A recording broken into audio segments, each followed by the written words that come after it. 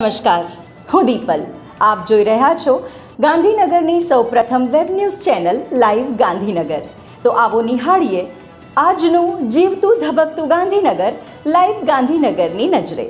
ગાંધીનગરમાં સતત 10મા વર્ષે હેપ્પી યુથ ક્લબ દ્વારા વિશ્વ ચકલી દિવસ નિમિત્તે હેપ્પી સ્પેરો વીકનું આયોજન કરવામાં આવ્યું છે. હેપ્પી સ્પેરો વીકનો પ્રારંભ 19મી માર્ચથી થયો છે, જે 31મી માર્ચ સુધી ઉજવાશે. જેમાં શહેરમાં આશરે 10,000 કરતાં વધુ હેપ્પી ચકલી ઘરનું વિનામૂલ્યે વિતરણ કરવાનું આયોજન છે. વિશ્વ ચકલી દિવસે હેપ્પી યુથ ક્લબ દ્વારા સવારે સેક્ટર 16માં પાટનગર યોજના ભવન પાસે અને સાંજે સરગાસણમાં ડીમાર્ટ સામે હેપ્પી ચકલી ઘર અને પાણીના કુંડાનું વિતરણ કરવામાં આવ્યું હતું. જાણીતા ચકલી પ્રેમી રાજુભાઈ મકવાણાએ જણાવ્યું હતું કે પ્રકૃતિના સંતુલન માટે ચકલીને બચાવવી જરૂરી છે. મારું નામ છે ભાવના રામી. હું હેપ્પી યુથ ક્લબમાંથી આવું છું. આજે હેપ્પી સ્પેરો વીક જે અમે ઉજવી રહ્યા છે, આજે ચકલી દિવસ છે, જે આપણે ઇન્ટરનેશનલ ચકલી દિવસ પણ આજે સ્પેરો ડી પણ કહેવાય છે. અને અમે આ ચકલીના માળાનું વિતરણ અમે 19 માર્ચથી 31 માર્ચ સુધી દરેક અલગ અલગ જગ્યાએ જઈને વિનામૂલ્યે આપીએ છીએ. અને અમારો એક પ્રયાસ છે કે ચકલી બચાવો.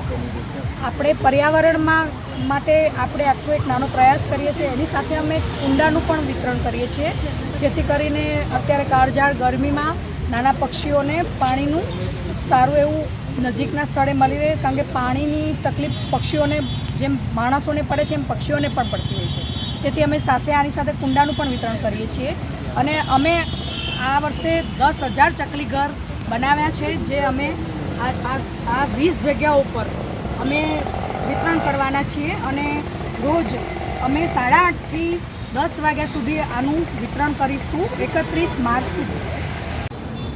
મારું ઘર બને રળિયામણું, જ્યારે ચકલીબેન આવે મારા ઘર આંગણે. મારું નામ ચમાર ફાલ્ગુનીબેન છે. હું ગવર્મેન્ટ સાયન્સ કોલેજમાં ભણું છું. આજે વિશ્વ ચકલી દિવસ હોવાથી અમે ગાંધીનગરમાં 31 માર્ચ સુધી વિનામૂલ્યે ચકલીનું ઘર વિનામૂલ્યે વિતરણ કરીએ છીએ. હું હેપ્પી યુથ ક્લબ દ્વારા વિનામૂલ્યે આ કાર્ય કરવામાં આવી રહ્યું છે, તેથી હું ખૂબ નસીબવાળી છું કે મને બી આ કાર્ય કરવા મારા દ્વારા આ કાર્ય થઈ રહ્યું છે. 20 માર્ચ વિશ્વ ચકલી દિવસ, ચકલી બચાવો અભિયાન. ચકલીઓની દિન પ્રતિદિન સંખ્યા ઓછી થવાના લીધે આ ચકલીના માળાનું વિનામૂલ્યે વિતરણ કરી રહ્યા છે, જેથી કરી ચકલીઓની સંખ્યાનો વધારો થાય. આપણી આધુનિક જીવનશૈલીમાં આજે બદલાવ થયો છે, એના કારણે ચકલીઓની સંખ્યા દિન પ્રતિદિન ઘટતી પણ જાય છે. આજે ગામડાઓમાં જોવા મળતી ચકલીઓ સિટીઓમાં લુપ્ત થઈ ગઈ છે, તો તેના બચાવવા માટેનો એક પ્રયત્ન છે. છતાં કોઈના ઘરે આ ચકલીના માળાનું બોક્સ મળ્યું ન હોય તો કોઈ પણ વેસ્ટેજ બોક્સમાંથી પણ બનાવી શકે છે. તો તમે ચકલી બચાવો અભિયાનમાં સહયોગ આપ્યો ગણાશે. ચકલી બચાવવાનું કારણ શું હોય છે? બચાવવાનું કારણ છે એટલે ચકલી શાના માટે બચાવવા માટે પ્રયત્નો કરવા જોઈએ? ચકલી પર્યાવરણને લક્ષી, પર્યાવરણ અને ઇકો ફ્રેન્ડલીને ખૂબ જ ફાયદાકારક છે, એટલા માટે ચકલીને બચાવવી જરૂરી છે. પ્રયુષા મહિલા વિકાસ એજ્યુકેશન ચેરિટેબલ ટ્રસ્ટ ગાંધીનગર દ્વારા માણસાની કુમાર શાળા નંબર 2 ખાતે 5મી 8 ધોરણના વિદ્યાર્થીઓ માટે એક દિવસીય પ્રી વોકેશનલ ટ્રેનિંગ પ્રોગ્રામ કરવામાં આવ્યું હતું, જેમાં વિવિધ પ્રકારના ટ્રેનિંગ આપી પ્રોગ્રામમાં 100મી વધારે બાળકોએ ભાગ લીધો હતો, જે દ્વારા ઉત્સાહભેર બ્રેસલેટ, ભરતકામ અને જ્વેલરી બનાવીને ખુશ થયા. સાથે 7થી 8 ધોરણની વિદ્યાર્થીનીઓને સેનેટરી પેડ વિશેની માહિતી આપી હતી અને તેનો યોગ્ય નિકાલ કરી પ્રદૂષણ અટકાવવા માટેના શપથ લેવડાવવામાં આવ્યા. શ્રી ગજાનન સેવા સમિતિ દ્વારા વનવાસી વિસ્તારની બુદ્ધારસ શાળામાં બાળકોને પિચકારી આપી હોળી રમ્યા હતા. બધાને નવા કપડાં આપ્યા, નાસ્તો, બિસ્કિટ પેકેટ આપવામાં આવ્યા. સૌ બાળકોએ પાણીથી હોળી રમી મજા લીધી, સાથે થર્મોકોલના પ્લેન ઉડાવવાની મજા પણ લીધી હતી.